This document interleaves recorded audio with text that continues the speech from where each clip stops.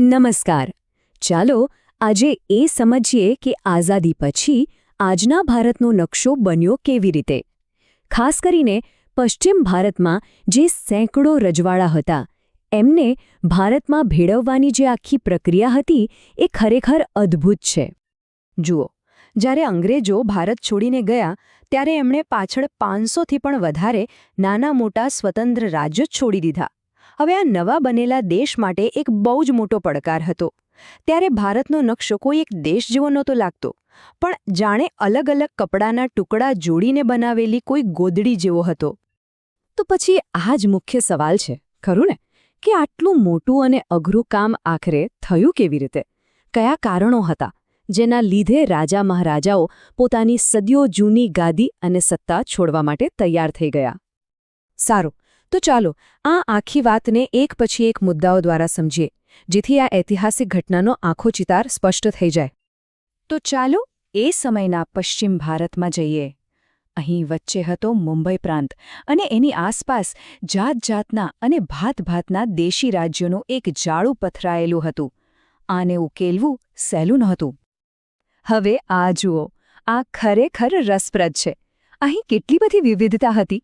એક તરફ મરાઠા યોદ્ધાઓના રાજ્યો તો બીજી તરફ બ્રાહ્મણ વિદ્વાનોના. અને એટલું જ નહીં, આફ્રિકન અને પઠાણ મૂળના શાસકો પણ અહીં બાજુબાજુમાં રાજ કરતા હતા. તો પછી આ બધા રાજ્યોને એક કરવાનું શરૂ ક્યાંથી થયું? એની શરૂઆત થઈ દખ્ખણના રાજ્યોથી. અને અહીં જે થયું એણે બાકીના બધા માટે એક દાખલો બેસાડ્યો. આ ટાઈમલાઈન પર નજર નાખો તો ખ્યાલ આવશે કે બધું કેટલી ઝડપથી બન્યું. એક બાજુ રાજકીય વાતચીત ચાલતી હતી અને બીજી બાજુ લોકોમાં અશાંતિ અને અરાજકતા એટલી વધી રહી કે શાસકો પાસે થોડા જ અઠવાડિયામાં નિર્ણય લેવા સિવાય કોઈ રસ્તો ન બચ્યો. એટલે કે વાત ખાલી ઉપરથી આવતા દબાણની નહોતી, અંદરથી જ શાસકોની પકડ ઢીલી પડી રહી હતી.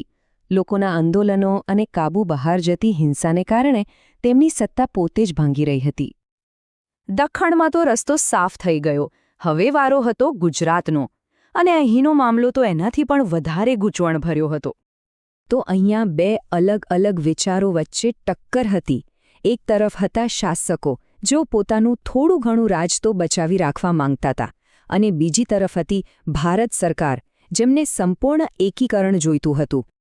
અને બસ આ જ એક ક્ષણ હતી જેણે આખી બાજી પલટી નાખી. ગુજરાતનું સૌથી મોટું અને શક્તિશાળી રાજ્ય વડોદરા જો સાથે ન હોય તો રાજાઓએ બનાવેલી યોજના ચાલી શકે એમ જ નહોતી. હવે વિલય જ એકમાત્ર રસ્તો બચ્યો હતો. દેશ માટે બલિદાન આપવાની આ ભાવના રાજપીપળાના મહારાજાના આ શબ્દોમાં બરાબર ઝલકે છે. આ નિવેદન એ સમયની દેશભક્તિની ભાવનાને ખૂબ સચોટ રીતે રજૂ કરે છે, જે ઘણા શાસકોએ અપનાવી હતી.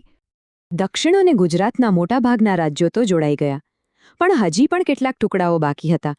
અને હવે સરકારે એમને એક કરવા પર ધ્યાન કેન્દ્રિત કર્યું. આ ઉદાહરણો બતાવે છે કે સરકાર પાસે અલગ અલગ પરિસ્થિતિ માટે અલગ અલગ ઉપાયો હતા. ક્યાંક સરકારી આદેશથી કામ થયું, ક્યાંક આંતરિક અશાંતિએ રસ્તો બનાવ્યો, તો ક્યાંક કૌટુંબિક રાજકારણ પણ કામે લાગ્યું. પણ આ બધામાં કોલ્હાપુરનો કેસ સૌથી ખાસ હતો. કેમ? કારણ કે એ માત્ર એક રાજ્ય નહોતો, એ શિવાજી મહારાજના વંશજોનું રાજ્ય હતું અને એના શાસક છત્રપતિ મહારાજ કહેવાતા હતા. એટલે એનું ભારતમાં ભળવું એ એક મોટી પ્રતિકાત્મક જીત હતી. અને કોલ્હાપુરનું વિલીનીકરણ પણ લગભગ એ જ રીતે થયું જે રીતે બીજા રાજ્યોનું થયું હતું. પહેલા રાજ્યમાં ગરબડ થઈ, એને કારણે સરકારી હસ્તક્ષેપ માટે જગ્યા બની અને છેવટે સંપૂર્ણ વિલય થયો. તો આટલી બધી મહેનત પછી આખરે પરિણામ શું આવ્યું? આ એકીકરણ કેટલું મોટું હતું? ચાલો એના આંકડા પર એક નજર કરીએ, જે ખરેખર ચોંકાવનારા છે. જરા વિચારો, માત્ર એક જ વર્ષના ગાળામાં આટલો મોટો વિસ્તાર, આટલી બધી વસ્તી અને કરોડો રૂપિયાની આવક ધરાવતા પ્રદેશોને એક જ વહીવટીતંત્ર નીચે લાવી દેવાયા. આ કોઈ નાની સૂની સિદ્ધિ નહોતી. સરદાર પટેલ જેવા નેતાઓ માટે આ એક સપનું સાકાર થવા જેવું હતું. એક તૂટેલા દેશને જોડવાનું એમનું મિશન હવે પૂરું થઈ રહ્યું હતું. પશ્ચિમ ભારતનો નકશો આખરે એક અને અખંડ બની ચૂક્યો હતો. આ એકીકરણ વહીવટી દ્રષ્ટિએ એક ચમત્કાર હતો, એમાં કોઈ શંકા નથી.